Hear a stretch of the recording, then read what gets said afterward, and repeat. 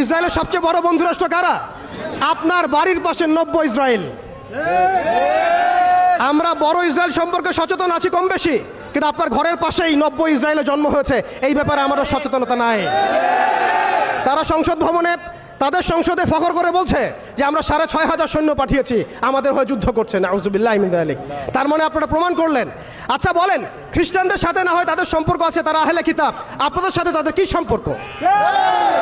খ্রিস্টানদের সাথে না ইহুদিদের একটা সম্পর্ক আছে, তারা আহলে কিতাব দাবি করে তারা, কিন্তু আপনাদের সাথে যারা পৌত্তলিক তাদের সাথে এই ইহুদিদের কি সম্পর্ক?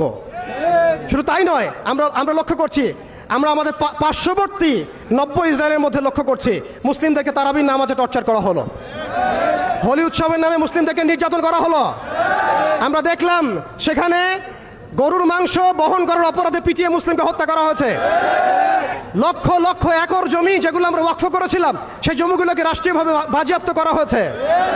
আমি যদি একটা জমি মাদ্রাসায় দান করি, আপনার কোন এখতিয়ার আছে সেটাকে আপনি রাষ্ট্রীয় বাজেয়াপ্ত করতে পারেন? এখানে মানবতা কোথায়? এখানে গণতন্ত্র কোথায়? এখানে এই ইউনাইটেড নেশনস কোথায়? ইউরোপিয়ান ইউনিয়নগুলো কোথায়? আপনাদের এই সব তথাকথিত তন্ত্রমন্ত্রগুলো এবং তথাকথিত মতবাদগুলো একটা এজেন্ডাই বাস্তবায়ন করছে, তারা পুরো বিশ্বে শুধু দাজ্জালের শাসন কায়েম করতে চায়।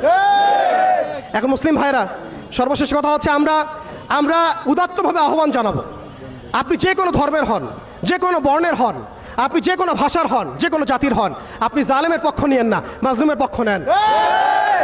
এখানে আমরা আপনাদেরকে কটাক্ষ করতে আসি নাই, আমরা সত্য উন্মোচন করতে আসছি। আপনি জালেমের পক্ষ নিয়েন না, মাজলুমের পক্ষ নেন। আল্লাহ চান তো কোনো না কোনো দিন আল্লাহ আপনাকে হেদায়েত দিবেন ইনশাআল্লাহ। আপনি মানবতার দাবি থেকে এই জায়গায় দাঁড়ান। এই অবস্থা যখন চলছিল তখন কি আমরা ঘুমিয়েছিলাম? উত্তর না।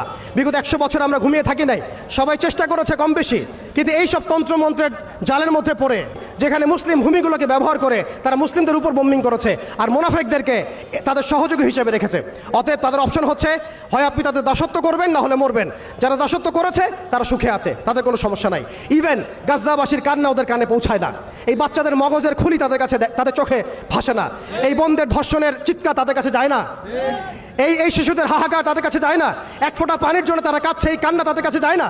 তাদের এই হৃদয় নেফাক দিয়ে এমনভাবে পরিপূর্ণ হয়ে গেছে, তাদের কাছে এই মানবতাহীনতার এই কাজগুলো, দৃষ্টান্তগুলো ওদের কলবের মধ্যে কোনোই দাগ কাটছে না।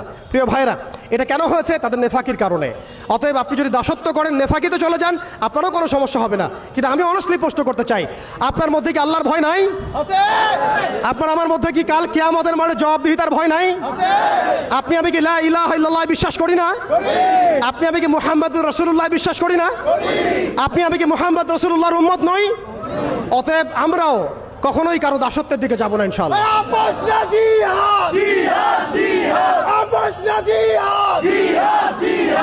আমরাও ইনশাআল্লাহ তাআলা কোশ্চিনকালে এই জায়নিস্ট মুভমেন্টের, এই পশ্চিমাদের, এই দাজ্জালের অনুসারীদের দাসত্বের মধ্যে কখনো যাব না ইনশাআল্লাহ।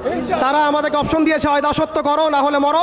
আমরাও বলে দিব, আমরা ইনশাআল্লাহ তাআলা শহীদ হয়ে যাব, তবু তোমাদের দাসত্ব করবো না ইনশাআল্লাহ।